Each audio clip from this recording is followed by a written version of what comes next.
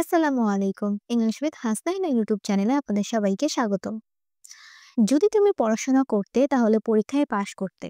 এরকম সেন্টেন্স আমরা ইংলিশে কিভাবে বলবো আজকে আমরা শিখব। আর এরকম সেন্টেন্সকে বলে third conditional sentence. Conditional sentence মূলত একটা শর্ত থাকে এবং সেই শর্ত অনুযায়ী একটা ফলাফল অথবা রেজাল্ট থাকে। কন্ডিশনাল সেন্টেন্স হচ্ছে মূলত ৪টা। আমি একটা ভিডিওতে ৪টা কন্ডিশনাল সেন্টেন্স নিয়ে ভিডিও করেছিলাম। লিঙ্কটা আমি ডেসক্রিপশন বক্সে দিয়ে দিয়েছি।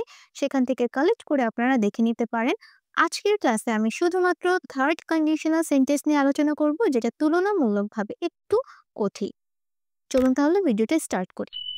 থার্ড কন্ডিশনাল সেন্টেন্স হচ্ছে মূলত এমন একটা শর্তযুক্ত বাক্য যেটা সাধারণত অতীতের সম্পর্কে কথা বলে, এমন একটি ঘটনা বর্ণনা করে যা ঘটেনি বা যদি ঘটতো তাহলে তার ফলাফলটা অন্যরকম হতো। আশা করছি আমরা বুঝতে পেরেছি। যেমন, যদি তুমি পড়াশোনা করতে তাহলে পরীক্ষায় পাশ করতে পারতে। এখানে যদি সে পড়াশোনা করত তাহলে সে অতীতে পড়াশোনা করেনি, এর জন্য কি হয়েছে, ফলাফলটা সে পাশ করতে পারেনি। যদি সে পড়াশোনা করত তাহলে সে পাশ করতে পারত, ফলাফলটা অন্যরকম হতে পারত। তাহলে থার্ড কন্ডিশনাল বোঝায় এমন একটা অতীতের ঘটনা যেটা অন্যরকম হতে পারত, যার ফলাফলটা অন্যরকম হতে পারত। কল্পনায় মানুষ সাধারণত এই থার্ড কন্ডিশনাল সেন্টেন্সটা বেশি ব্যবহার করে। থার্ড কন্ডিশনাল সেন্টেন্স মূলত আমরা সাধারণত আফসোসের ক্ষেত্রে বেশি ব্যবহার করে থাকি। হ্যাঁ, এখন আসি সেন্টেন্স স্ট্রাকচারের ক্ষেত্রে। এটা এটা নিয়ে কিন্তু অনেক বেশি কনফিউজড থাকি আমরা। যেমন, প্রত্যেকটা কন্ডিশনাল সেন্টেন্সে একটা শর্ত থাকে এবং সেই শর্ত অনুযায়ী একটা ফলাফল থাকে। এখন থার্ড কন্ডিশনালের ক্ষেত্রে আমরা কি করি? ইফ ব্যবহার করি। প্রত্যেকটা কন্ডিশনাল সেন্টেন্সে ইফ মানে যদি, যদি ওয়ার্ডটা ব্যবহার হয়, যদি এমন হতো, তাহলে ইফ হচ্ছে যদির ইংলিশ। হ্যাঁ, ইফ তারপর কি হবে, একটা সাবজেক্ট। ইফ আর সাবজেক্টটা থাকবে, এটা হচ্ছে নরমাল। তারপর আসি হ্যাড প্লাস ভার্বের পাস্ট পার্টিসিপল ফর্ম। আমাদের ফোকাসটা থাকবে এখানে। হ্যাড ভার্বের পাস্ট পার্টিসিপল ফর্ম হচ্ছে সাধারণত পাস্ট পারফেক্ট টেন্স। ওয়েল, এই ভি থ্রি মানে কি? ভি থ্রি হচ্ছে সাধারণত ভার্বের পাস্ট পার্টিসিপল ফর্ম। যেমন ধরুন, একটা ভার্ব কাম, কেম, কাম। এই কামটা হচ্ছে ভার্বের পাস্ট পার্টিসিপল ফর্ম। তারপর হচ্ছে ডু, ডিড, ডান। আমাদেরকে এখানে ডান ব্যবহার করতে হবে। তারপর আসি বি, ওয়াজ, ওয়্যার, বিন। এখানে কি হবে, বিন ব্যবহার করতে হবে। তারপর আসি গিভ, গেভ, গিভেন। এখানে কি ব্যবহার করতে হবে, গিভেন। তাহলে আমরা বুঝতে পারলাম ভার্বের পাস্ট পার্টিসিপল ফর্ম আমাদেরকে এখানে ব্যবহার করতে হবে দুনো জায়গায়। ওকে, এখন এটা ছিল কি কন্ডিশন। এখন আছে রেজাল্টের উপর। প্রত্যেকটা শর্তের একটা ফলাফল থাকে, তাহলে এখানে আমাদেরকে ব্যবহার করতে হবে উড হ্যাভ। উড হ্যাভ, এটা মনে রাখবেন, কি ব্যবহার করতে হবে, উড হ্যাভ সাথে ভার্বের পাস্ট পার্টিসিপল ফর্ম। যেমন আগে বলেছি, এখানে বিন, গিভেন, কাম এগুলো ব্যবহার করতে হবে। ওকে, তাহলে একটা জিনিস একদম মাথায় ঢুকিয়ে নেন যে আমাদেরকে এখানে ভার্বের পাস্ট পার্টিসিপল ফর্মটাই ব্যবহার করতে হবে, অন্য কোনো ফর্ম আমরা ব্যবহার করব না। ওকে, তাহলে কি হবে, হ্যাড ভার্বের পাস্ট পার্টিসিপল ফর্ম, তারপর উড হ্যাভ ভার্বের পাস্ট পার্টিসিপল ফর্ম। একদম ইজি। এখন আমি আপনাদেরকে উদাহরণের মাধ্যমে এর ব্যবহারটা শেখাবো, তাহলে অনেক বেশি ইজি হয়ে যাবে। আমি পজিটিভ নেগেটিভ দুটো সেন্টেন্সটাই আপনাদেরকে শেখাবো। ওকে, যদি তুমি পড়াশোনা করতে তাহলে তুমি পরীক্ষায় পাশ করতে। তাহলে এখানে অতীতে ঘটে যাওয়া একটা ঘটনাকে আমরা অন্যভাবে পরিকল্পনা করছি, সাথে তার ফলাফলটাকে আমরা অন্যভাবে পরিকল্পনা করছি। সাধারণত এটাই হচ্ছে থার্ড কন্ডিশনাল।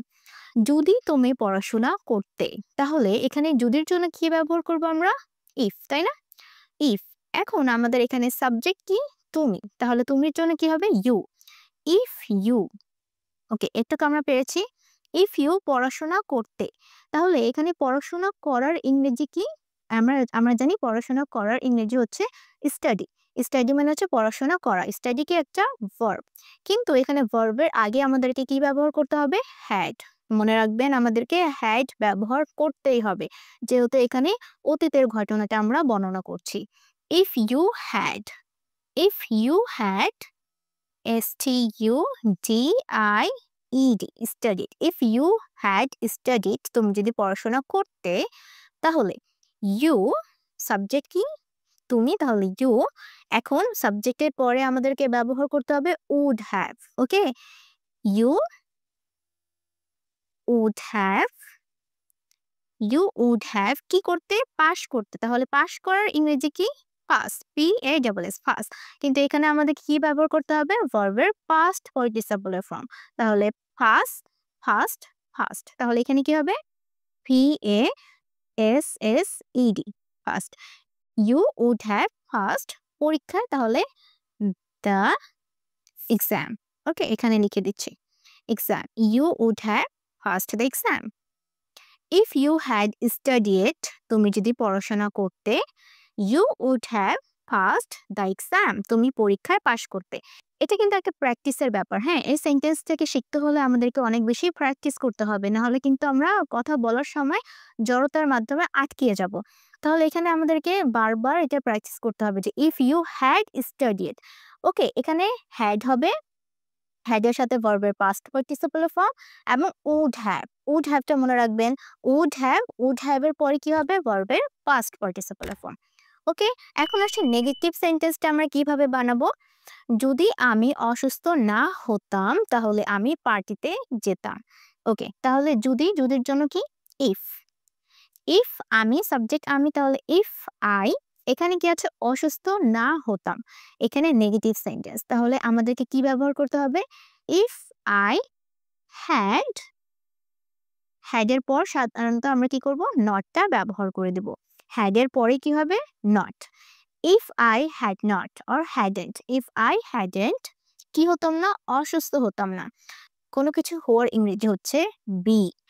বি ভার্বের পাস্ট ফর্ম হচ্ছে ওয়াজ, ওয়্যার, এবং এটার পাস্ট পার্টিসিপলের ফর্ম হচ্ছে B.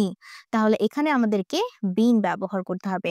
If I had not bin, okay, if I had not বিন কি হতাম না? অসুস্থ। তাহলে অসুস্থর ইংরেজি হচ্ছে সিক, ওয়েল। ওকে, সিক কিন্তু একটা adjective. If I had not been sick, আমি যদি অসুস্থ হতাম না, তাহলে আমি দেন কি হবে? I would have. চোখ বন্ধ করে এখানে কি হবে? Would have. I would have যেতাম, তাহলে কি হবে? কোনো জায়গায় যাওয়ার ইংরেজি হচ্ছে go, went, gone. Past participle কোনটা? গন। তাহলে এখানে কি চলে আসবে? Gone. I would have gone to the party, gone to the party, আমি পার্টিতে যেতাম। ওকে, আশা করছি আমরা বুঝতে পেরেছি। ওয়েল, তারপরেটা দেখি। যদি আমি তোমার কথা শুনতাম তাহলে এই ভুল করতাম না। ওয়েল, এখন কিন্তু এটা হচ্ছে পজিটিভ আর এটা কি? নেগেটিভ, করতাম না। তাহলে এখানে আমরা কিভাবে ইংলিশ করব? চলুন দেখি। যদি আমি তোমার কথা শুনতাম, তাহলে ইফ আই, আই এর পর কি হবে? হ্যাড। ইফ আই হ্যাড, কোনো কিছু শোনার ইংরেজি কি? কারোর কথা যদি আমরা শুনি তাহলে আমরা কি বলি? লিসেন। তাহলে এখানেও same. If I had listen, এখানে কি হবে? ভার্বের পাস্ট পার্টিসিপল ফর্মটা ব্যবহার হবে।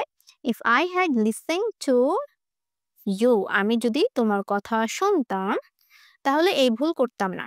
ওকে, then I would, I would not, এখানে কি হবে? Would not. যেহেতু বলা হয়েছে যে করতাম না, তাহলে উড এর পর নটটা ব্যবহার করে দিবেন। I wouldn't or I would not have, not have made, এখানে কি হবে? Made this mistake, this mistake. Mistake মানে কি? ভুল। আমি এই ভুল করতাম না, করতাম না, তাহলে I wouldn't or I would not have made this mistake, আমি এই ভুল করতাম না। তারপরেরটা কি? যদি সে আগে জানতো তাহলে সেখানে যেত না। যদি সে আগে জানতো তাহলে সে যেত না, মানে সে সেখানে গিয়েছিল। ঘটনাটা অন্যভাবে আমরা পরিকল্পনা করছি যে যদি সে আগে জানতো, তাহলে এখানে ইংলিশ কি হবে? ইফ সাবজেক্ট কি? সে, তাহলে হি অর শি, তাই না? মেয়ে হলে শি আর ছেলে হলে হি। ইফ হি হ্যাড, হ্যাড তো আসবেই। এখানে কি হচ্ছে? জানতো, তাহলে কোনো কিছু জানার ইংরেজি কি? নো, নিউ, আর এখানে কি হবে? নোন, তাই না? ইফ শি হ্যাড নন, আগে জানতো, তাহলে কি হবে? আর্লিয়ার, RLIER, আর্লিয়ার মানে হচ্ছে আগে। তাহলে সেখানে যেত না, তাহলে কি হবে? হি আর she or he would যেত না কি আছে কি নেগেটিভ আছে কিন্তু, হ্যাঁ? তাহলে কি হবে? would not would not have would not have gone gone there সেখানে যেত না। ওকে? নেগেটিভ থাকলে had এর পর not আর would এর পর not। Okay? if she had known earlier যদি সে আগে জানতো she wouldn't have gone there। এখন আপনারা আমাকে কমেন্ট করে জানান এটার ইংরেজি কি হবে? যদি সে আমাকে ফোন করতো তাহলে আমি তাকে সাহায্য করতাম। যদি সে আমাকে ফোন করতো, ফোন করার ইংরেজি হচ্ছে কল। আর আমি তাকে সাহায্য করতাম, সাহায্য করার ইংরেজি হচ্ছে হেল্প। এখন আপনারা আমাকে এটা কমেন্ট করে জানান আর এরকম সেন্টেন্স কিন্তু আমরা আমাদের রেগুলার লাইফে অনেক বেশি ইউজ করি। তাহলে চেষ্টা করবেন প্র্যাকটিসে রাখার এবং একদম, একদম সহজভাবে এটাকে নিবেন যে হ্যাড এর পর ভার্বের পাস্ট পার্টিসিপল ফর্ম হবে এবং উড হ্যাভ এর পর ভার্বের পাস্ট পার্টিসিপল ফর্ম হবে। মানে এখানে আমরা যাই বলি না কেন আমাদেরকে V3 টা নিতে হবে। একদম সিম্পলি নেওয়ার চেষ্টা করবেন আর অনেক বেশি প্র্যাকটিস করবেন তাহলে থার্ড কন্ডিশনাল সেন্টেন্স নিয়ে আর কোনো কনফিউশন থাকবে না। আশা করছি আজকের ভিডিওটা আপনাদের সবার ভালো লেগেছে। ভালো লাগলে আমার চ্যানেলটিকে অবশ্যই সাবস্ক্রাইব করবেন, লাইক, কমেন্ট, শেয়ার করে সাথেই থাকবেন। আসসালামু আলাইকুম।